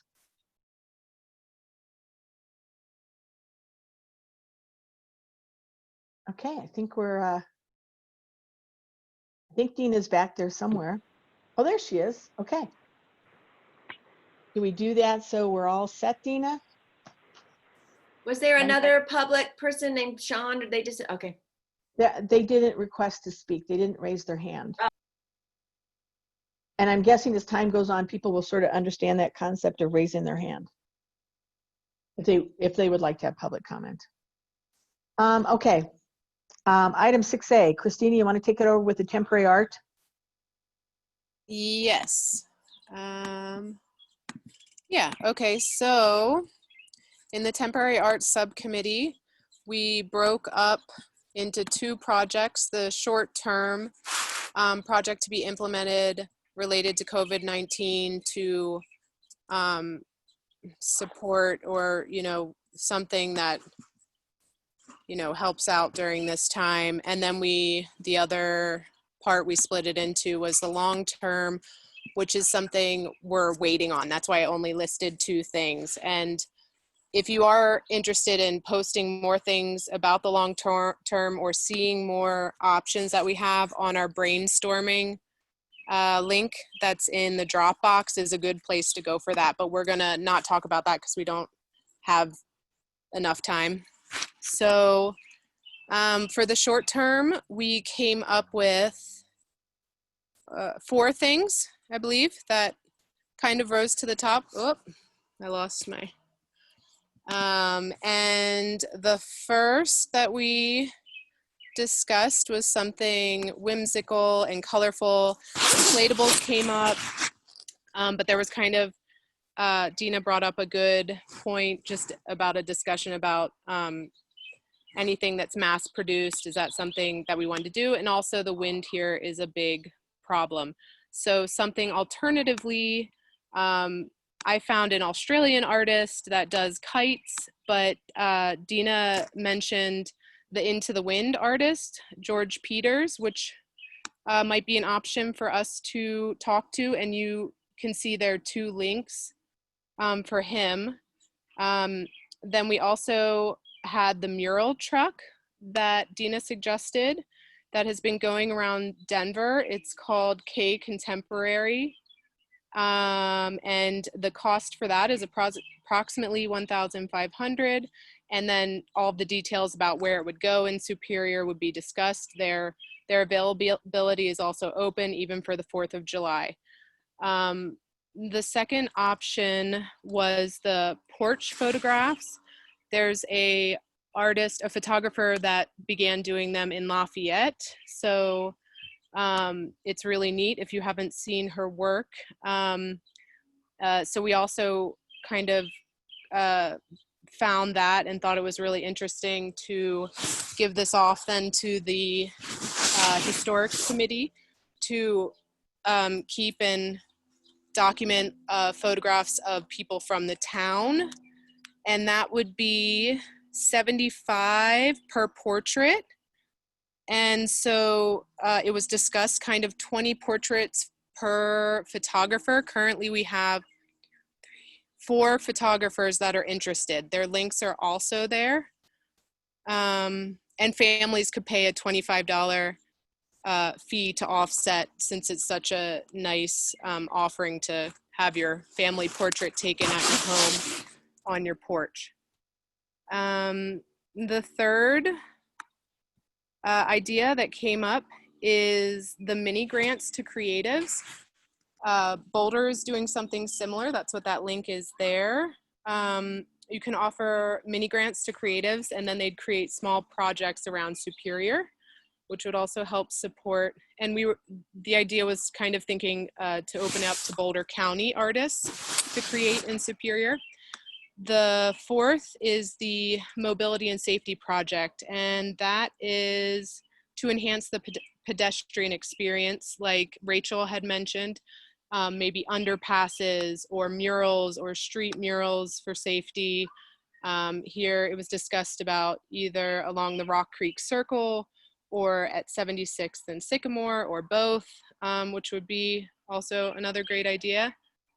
And then that leads us into the long-term projects, and we posted 2 examples, but again, there are many more examples that are also in the brainstorming, and please post more if you find, and that's something that would, I think, require a bit more funding too. So it's maybe something we could, depending on what CAPS decided on doing, we could start it in the fall, or I guess, I don't know, Dina can define this a little bit more. We didn't discuss, I guess, completely in depth, or I don't remember at this point, but to start it and then maybe finish it next year. And that way we also have some more funds if we do something. That's all to be determined. So I think that's about it. What's our time frame? I mean, all these ideas are amazing. So, and they're considered like short term. So what are we talking about for short term? What's the time frame? We're now basically the 1st of June. So do we want something the middle of July? What's that look like? For the immediate, or is that what you? Short term. Oh, for the first one, right? Yeah, right. Oh, short term, sorry. There are 4 well, of them. we wanted to just push it out ASAP. I think it depends on what we're doing. I think from what I understand and from what Dina was saying with the art truck, I mean, their availability is open. We could, I mean, it sounds like we could kind of have them pretty quick. And with the photography, the porch project, if we decide on that, we could also get that up and moving with the photographers that are already interested and on board, probably pretty quickly here. So I'm thinking June now into June, July. I mean, we want to get it moving, just, you know, because people are I'm starving to see some more art, because I haven't gone anywhere else. So yeah, it would be great to just have something. Yeah, the mobile truck sounds really cool, and it sounds like the artist. I just looked it up right here. It says that I don't know if it's a he or she, but they're planning a series of pop-up, off-site, and public installations. So yeah, if we could get on their schedule, that would be amazing. So and that's 1,500, right? Yep. And is that something?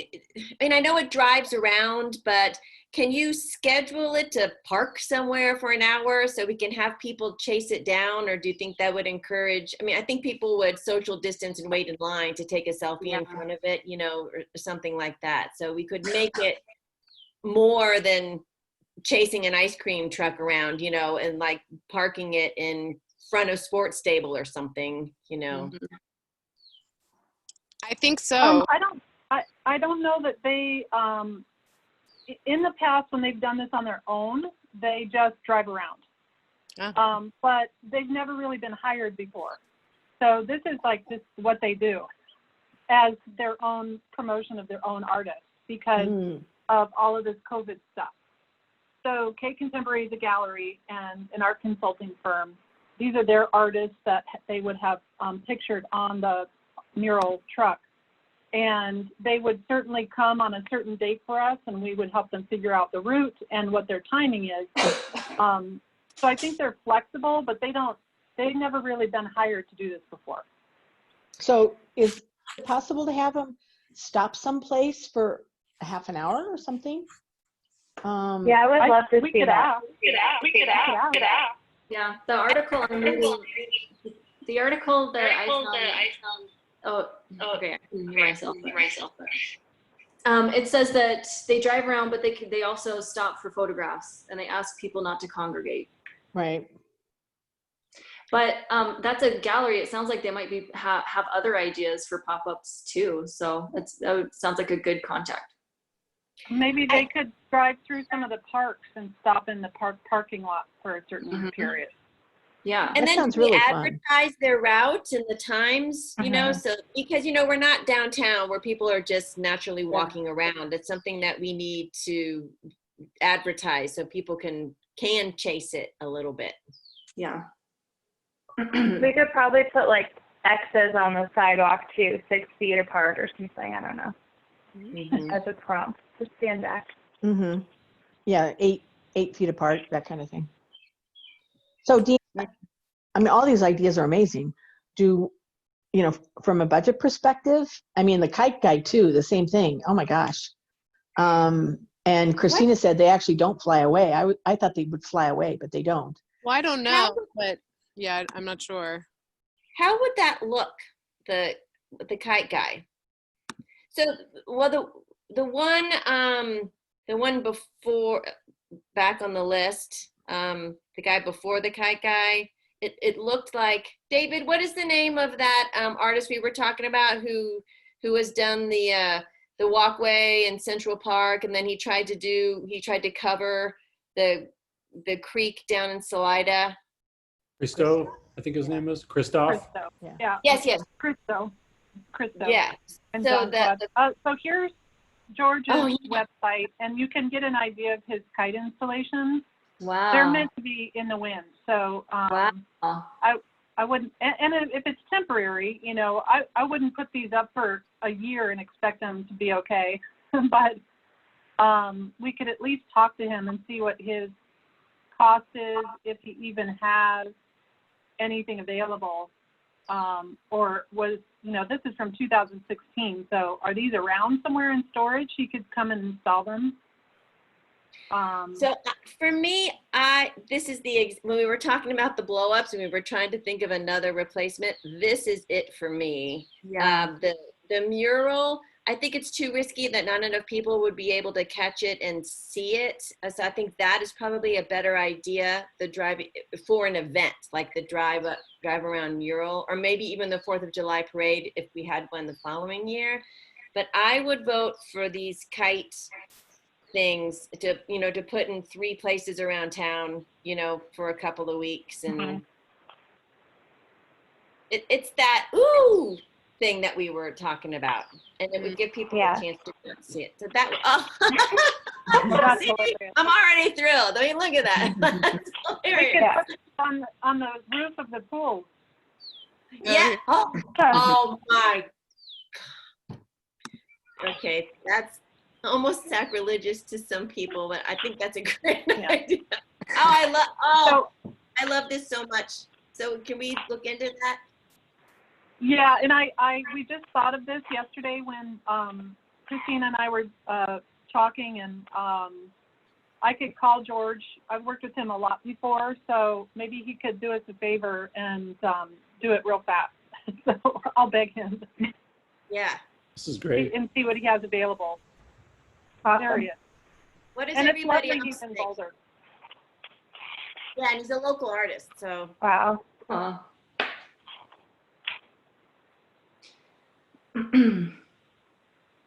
What does everybody else think? I like that, but I like like the idea of the photographs.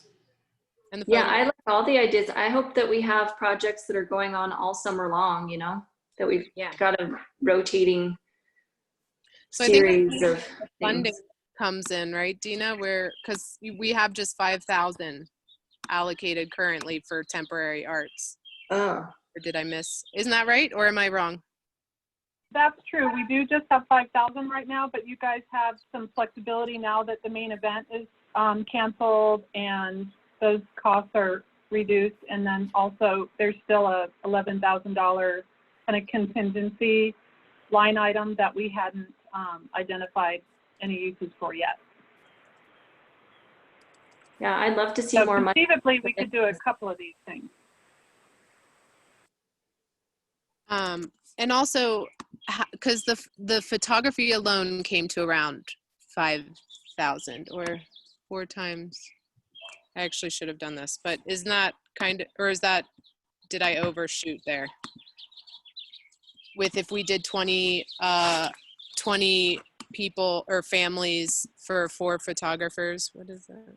Right, so that's 100, that's 80 portraits times 80 times $75. 75. Who's the math with? Was 6,000. Okay, so that would be 6,000 alone. Or, but we could define that, right? So that's something maybe we should talk about also if porch photography is something that we're interested in. But the mini grants is also something interesting. That could get us some really cool stuff. Yeah. Yeah, it's all great. Well, I think the goal is kind of to either narrow it down or somehow, I don't kind of vote, or is that what we need to do, Dina, just so we can maybe get moving on something, or what are your thoughts? Yeah, I would say it sounds like we're available to vote on the mural truck, the photography project. You're going to need more info about the kites, which we could bring back to you in June. And then you might want more information on mobility and safety and the mini grant. Maybe you need more time to think about those 2 things. If we were able to put more money into this, is there any chance we could get that the earth artist? I had a chance to look at that the website, and where it says in all caps, he is interested, sending more info. And that was also This one here? Yeah, that was that, Yeah. both of them. This guy's amazing. Yeah, that just He blew lives me in away. Japan. Yeah. Yeah, Can we these peek at 2 that? guys. Sorry? I didn't have a chance to look at his work. Is there any way you could Okay. open it? Yeah, Thank sorry. you. These 2 guys are real interested. They would be long-term projects. So it would take us at least a year or more to plan these guys. Okay. Here's the one that I saw, which at the Botanic Gardens. And the costs are much higher, right? Yeah, these guys are, you know, multiple tens of thousands of dollars. This guy here, wish there was an arrow. I have to click on each of these individually. These are these sculptures he creates out of natural materials. This guy's very interested. Of course, he's in Japan, so we'd have to figure out international issues, but we could probably do something like this in 2 years, but it would take 2 years to plan it. Okay. Okay. So out of the 4, can we come to a consensus which one we would like to at least get? I would like to see one of them up and running in the near future. And I like them all, so. Yeah, there's 3. I like the idea of the photography. I I almost feel obligated to do it a little bit. I don't know why, but that's not going to give the immediate punch that we were talking about. I think it's a great Right. idea. And then we were talking about giving the stipend to the local artists, but this photography exhibit is kind of giving money to the local, photographers a little bit. And then if we did the kite, and we get the guy from Boulder, that is also kind of supporting a local and business owner potentially who's probably been suffering. So I think that the photography exhibit and the kite exhibit kind of meet the requirements of supporting a local, the local artists. If we had to eliminate one, I would vote to eliminate the stipend and to do these other two. I think the combination of those two hit all of our criteria that we established, before. Which two, Melinda? Kites, mural truck, or photos? Which two? I would vote for the photography exhibit and then the kites. I think both of those support local artists. I would agree with that. I like those as well. And I think that I'd like the granting one sounds great, but I think that seems like more of a process and would take a little bit more time. It's more like medium range than long and short. Mm-hmm. Actually, that's a good way to put it, David, medium. Could we possibly do the mural or work with the K Contemporary Gallery later in the year? Oh, that'd be good. Yeah, I almost like the idea of having them park for like the 1500 Colton or something, Yeah. just Oh, that would be cool. I don't know. Okay, Dina, do we need to vote on this, or are we just consensus and it sounds good? I would suggest voting because it's related to money and Okay. kind of allocating a budget for the photography. And then I can come back to you with more information in June about the kites. Great. Okay. So are we limiting it to 2 then that we're picking? Or is there any flexibility to do the mural truck as well? You're saying all 3? Well, I was just wondering, what is our, are we just wanting to limit it to 2 things, or? I think we're just limited by the cost of things. So I don't know if we cut down on the porch photography, maybe didn't do as many family portraits, it might make it a little less costly. But yeah, that's what I would think is our limit right now, our boundary. I was thinking with a little flexibility, having canceled the main event, something like a mural truck where people could go see it and get out and kind of get excited about that, that might be sort of uplifting.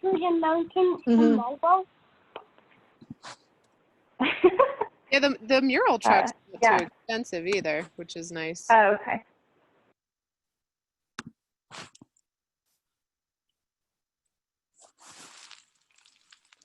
Okay, team, you're going to kind of have to come up with a consensus here. Dina, I mean, if the photos are 5,000, the mural truck is 1,500, do we have any idea of putting these kites in 3 parks? I mean, could you do a kite for $500 so $1,500, times possibly 6 to 9? Is that even an option? Yeah, I think the kites are really a big question right now, just because I don't even know if there's anything available. So Okay. I'll call him right away and bring back information to the June meeting. So Okay. right now, I guess you just need to decide if you want to do 4 photographers, and then the mural truck. Yeah. Yeah. And I would like to see the kites the most. That's the one I think brings the most, packs the most punch as far as people being around. So.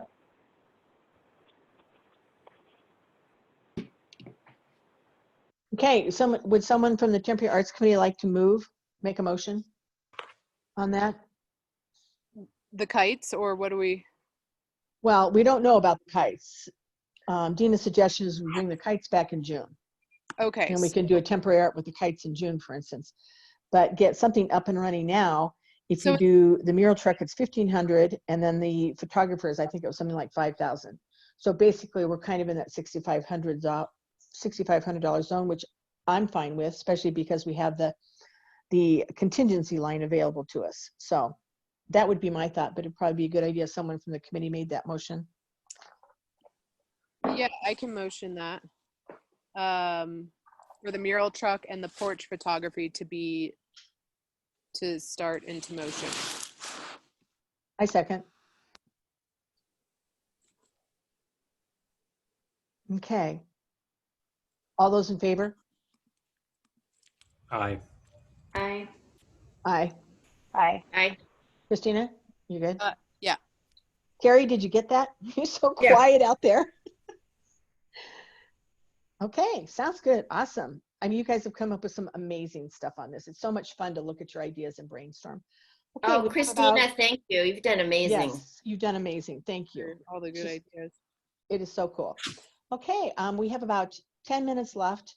Claire, you want to give them about 5 minutes what's going on with the trailhead, the new trailhead Yeah, I subcommittee? don't even know if we need to talk about it much more. We already talked about it a lot. The next steps are just to have a meeting and work out what our plan is. So I don't think we need a lot more discussion on that.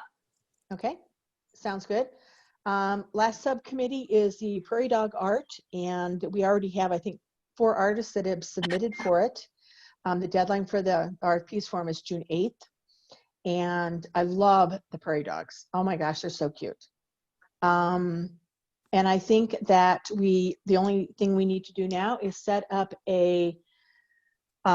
basically a group who just want to sit and go through all the different submissions.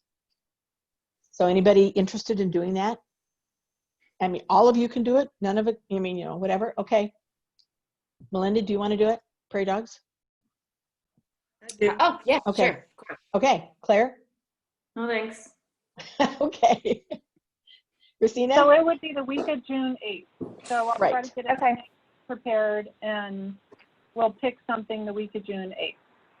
All right, sounds good. And of course, anybody's welcome to come. If you decide, oh, I'd really like to do that, then you're all welcome to come in and sit and look at all the artists. And then we'll go through them and bring it back to the CAPS committee as a whole. Any other feedback or thoughts on prairie dogs? I did have a question, and I apologize because I think you already went over this, but places weren't decided yet, right? They'll be in different places across Superior? Correct. And well, that is part of that. Once the artists are chosen, at the same time, we'll have to pick up locations. So you guys might kind of think where you'd like to see them. There are 12 of them. So maybe even continue to email Dina a list of where you'd like to see the 12 prairie dogs. That's great, and then I can create a map. I'll create a map that's a good idea. for the June meeting. If you guys email me ideas, I'll create a map for the June meeting. And then I'll also ask the parks crew for some ideas and share those with you. And then lastly, TJ at the Chamber of Commerce wants to sponsor one. So he has offered to sponsor one so he could have one installed in front of the chamber. Cute. So Oh my God, something to think about. Great idea. Right. Okay, so we will set up a meeting to get together to look at the artists, and you guys email Dina with places that you would like to see them, and then we'll vote locations and probably artists actually on our June meeting. So Debbie, it's I'm exciting. showing 8:03. Are we going to get cut off or something? Leslie said we had till 8:15. Is that right, Dina? Okay. Okay. And also the last thing, really quick, if you have time when you're driving around the Superior Marketplace, we have a couple things on the relocation of the sculptures there. And Dina, do you want to step in and kind of give a little history on that? The history, the issues, artists, that kind of stuff. Well, I think you're muted still. There you go. I wanted to share with you, there's a couple things that is done, that are done before you move an artwork that's been in place for 20 years or any amount of time. But the first thing is obviously you got to find a location, and then if you don't own that location, you have to get permission. So One of the locations suggested for the sunflowers is owned by Target, as you all might remember. And I'm waiting on our town attorney to draft an easement agreement for Target to review, to even see if they are even agreeable. So it's not even an option at this point to move the sunflowers to the Target location, because Target has to agree to the conditions. Then at that point, you all can review that site or any other sites you suggest and discuss whether or not you want to move them and where you would move them to. So right now there's nothing to vote on the sunflower relocation. The second thing that we do is we call the artists to see what they think about moving an artwork.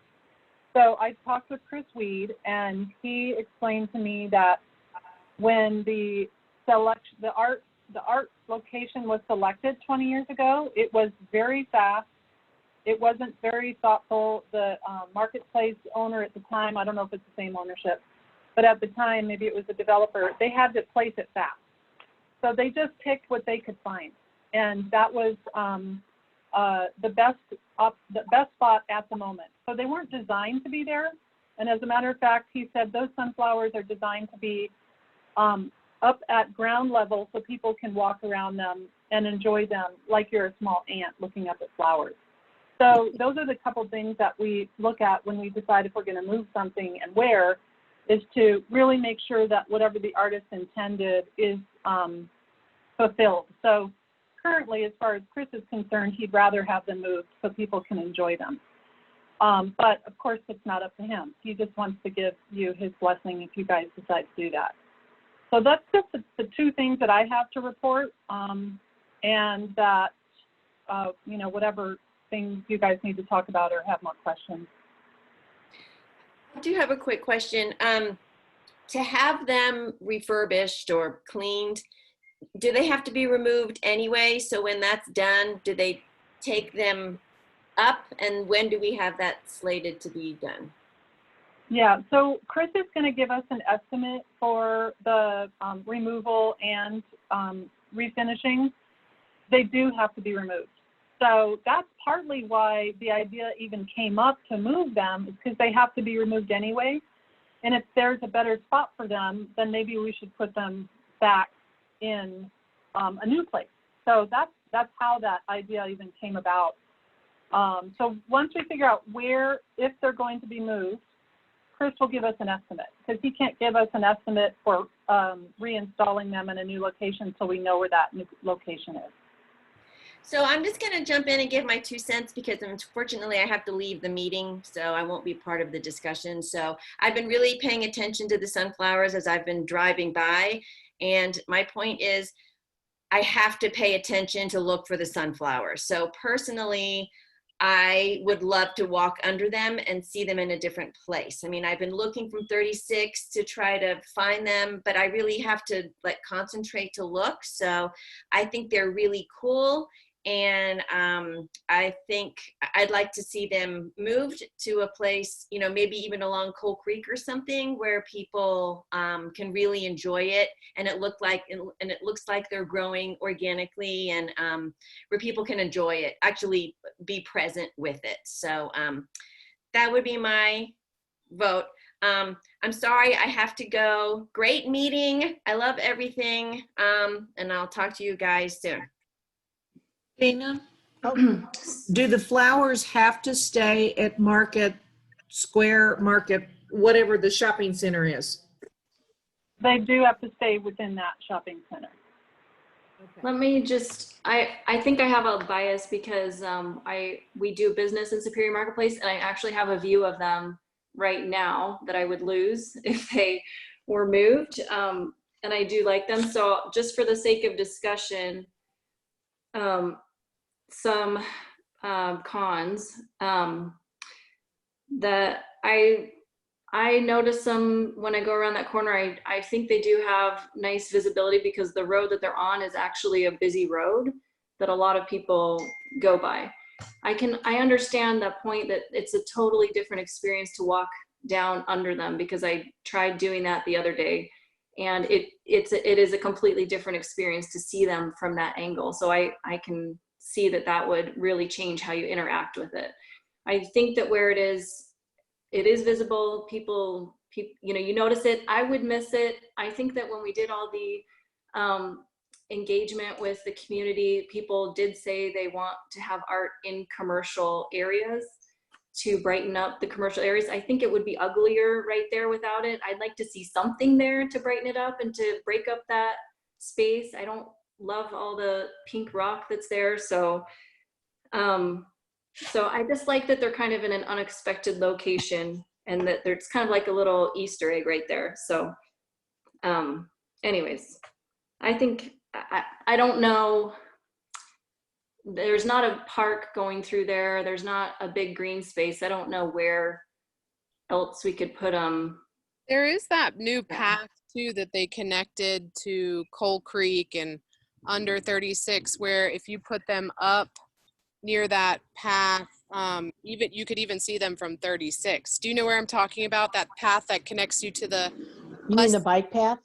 The bike path, yeah, that they just put in, well, like 2 months or however many months ago, maybe. Yeah, 6 months ago. It still feels new. I mean, but I take that one and it's like you're right near 36 and like you said, Claire, there's nothing really over there. But if you brought them up to that, I mean, you could even see them from 36. It'd make them visible and it's still in that same location-ish.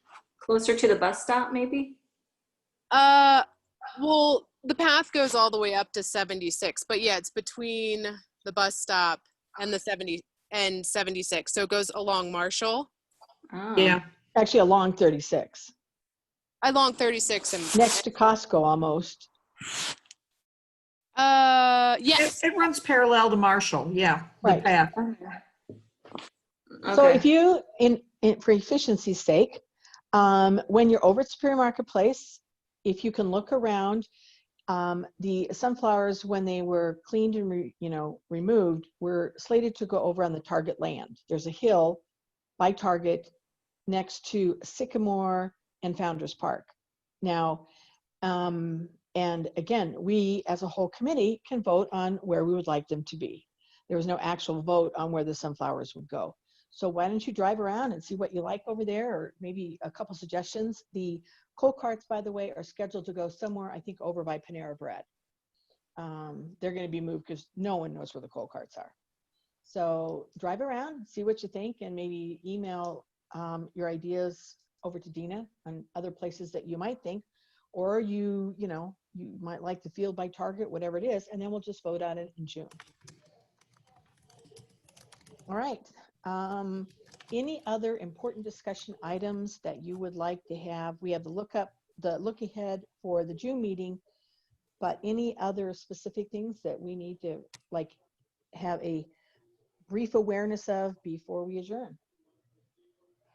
Kevin, you have anything? No, I don't think so. This is really good. You guys got some good work done, and this was really good. Really impressed. Anyone else? Something on the top of mind that we need to go over before next time? And again, all those subcommittees, Christina's subcommittee will meet. Claire's is going to be up and running pretty soon. We'll do the prairie dogs. So those subcommittees will all meet sometime in June. So then you'll bring all that back to us when we have our full monthly meeting. So that will be helpful. All right. I think we're good. Thank Wow. you. You guys are amazing. You literally covered what we thought was going to be 2.5 hours in was 15 amazing. minutes shorter. So that's Hey, thanks. so. All right. Let Take us care. know. Thank you. Thank We you. adjourn at 8:13. Thank you. Thanks, Terry. Toodles. Okay, bye-bye. Bye.